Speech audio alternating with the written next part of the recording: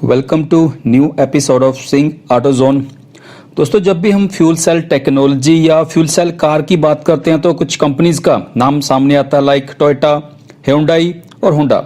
ये पिछले कई सालों से फ्यूल सेल्स कार बना रही हैं।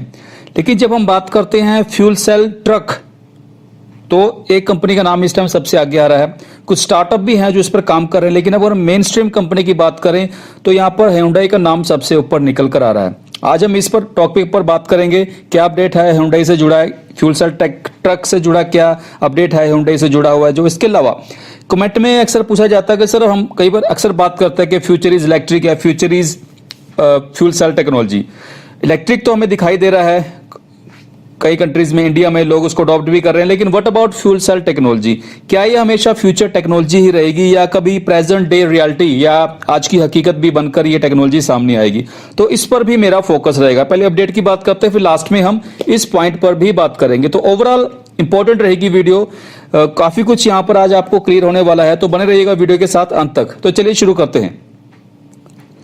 hyundai ने दुनिया का पहला मास प्रोडक्शन स्टार्ट कर दिया है। इनका जो fuel cell, hydrogen fuel cell based truck है जिसका नाम रखा गया एक्सेंट, उसको प्रोडक्शन मास स्केल पर तैयार कर दी है। और इसमें पूरा 190 किलोवाट यानी कि 190 किलोवाट का पूरा फ्यूल सेल सिस्टम रहेगा।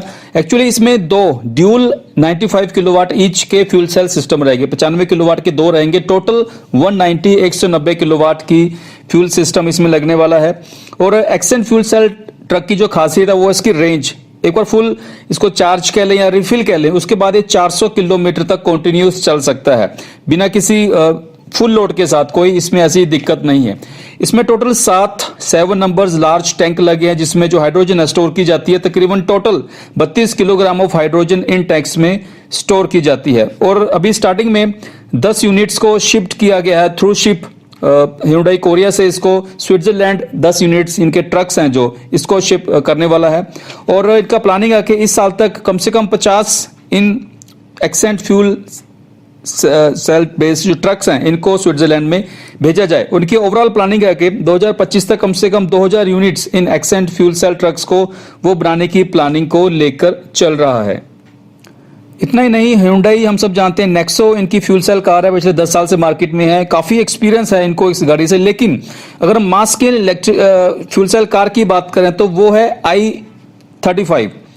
ये इस मॉडल को ये मास स्केल पर as a fuel cell car इसको इनकी प्रोडक्शन इन्होंने स्टार्ट कर दी है।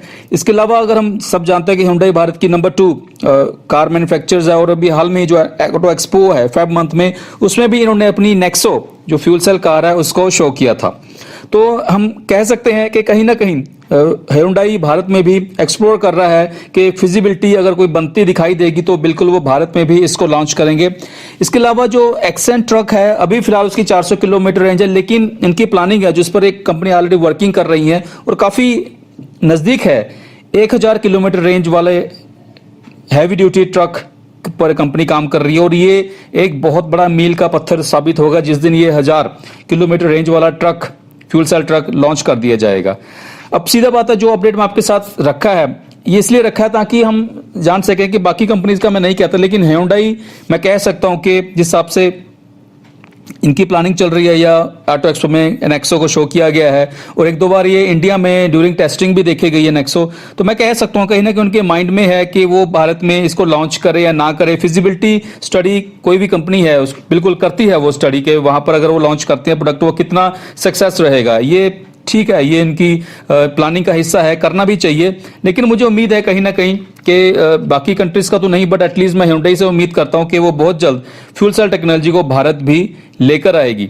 इसके अलावा गवर्नमेंट ऑफ इंडिया भी काम कर रही है कि एक प्रॉपर पॉलिसी को तैयार किया जाए फ्यूल सेल टेक्नोलॉजी को लेकर, क्योंकि मैं खुद मानता हूं कि इलेक्ट्रिक व्हीकल्स में हम हमेशा, बेशक हम कई कंपनीज बहुत अच्छा कर रही है, टाटा, महिंद्रा, लेकिन बट स्टिल हम काफी हद तक हमेशा डिपेंडेंट रहेंगे चाइना के।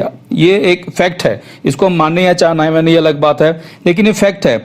लेकिन जो फ्यूल सेल टेक्नोलॉजी है, अगर इस पर हम फोकस करते हैं, चाहे वो गवर्नमेंट ऑफ इंडिया की एजेंसीज हैं या प्राइवेट सेक्टर की जो मेन स्ट्रीम कंपनीज है लाइक टाटा मोटर्स, वो ऑलरेडी फ्यूल सेल टेक्नोलॉजी पर काफी अच्छे से काम कर रही है। बकायदा उनकी जो इनके बस वो बना चुके हैं फ्यूल सेल बेस्ड, उसकी टेस्टिंग चल रही है, तो बहुत जल्द उम्मीद है अगर वो सक्सेस रहती है तो उसको फ्लीट में शामिल किया जाएगा। अगर मिलकर सभी काम करते हैं तो मुझे उम्मीद है कि ये फ्यूचर टेक्नोलॉजी नहीं, एक प्रेजेंट डे की रियलिटी बन सकती है, आज की हकीकत बन सकती है। और वैसे भी सबसे बड़ा पॉजिटिव पॉइंट क्या है इन फ्यूल सेल टेक्नोलॉजी का, कि जो हमारी डिपेंडेंस है चाइना पर इलेक्ट्रिक व्हीकल्स को लेकर, वो बिल्कुल नहीं रहेगी अगर हम अभी से इस पर काम शुरू करते हैं। कई countries like Korea, Japan, Australia, ये बहुत ज़्यादा फोकस कर रहे हैं फ्यूल सेल टेक्नोलॉजी, सिर्फ इलेक्ट्रिक कार, सिर्फ कार्स या ट्रक पर नहीं, फ्यूल जनरेशन या इलेक्ट्रिसिटी जनरेशन या और अदर कई पर्पस के लिए इन टेक्नोलॉजी का इस्तेमाल किया जा रहा है। तो उम्मीद है कि बहुत जल्द इंडिया भी की पॉलिसीज इस पर शुरू की जाएगी या टाटा से कोई अपडेट निकल कर आएगा तो आपके साथ शेयर करूंगा सबसे पहले। फिलहाल आज के लिए इतना ही, धन्यवाद वीडियो को अंत तक देखने के लिए। लास्ट में रिक्वेस्ट है व्यूवर्स से जो फर्स्ट टाइम चैनल पर आए हैं तो सब्सक्राइब बटन के साथ साथ आप बेल आइकन बटन को दबाना जरूरी है, ताकि आने वाले सभी अपडेट, चाहे वो इलेक्ट्रिक व्हीकल से हो, फ्यूल सेल से हो, लेटेस्ट बैटरी टेक्नोलॉजी हो या रिन्यूएबल एनर्जी से, आपको मिलते रहें सबसे पहले। आज के लिए इतना ही, धन्यवाद वीडियो को अंत तक देखने के लिए। जय हिंद।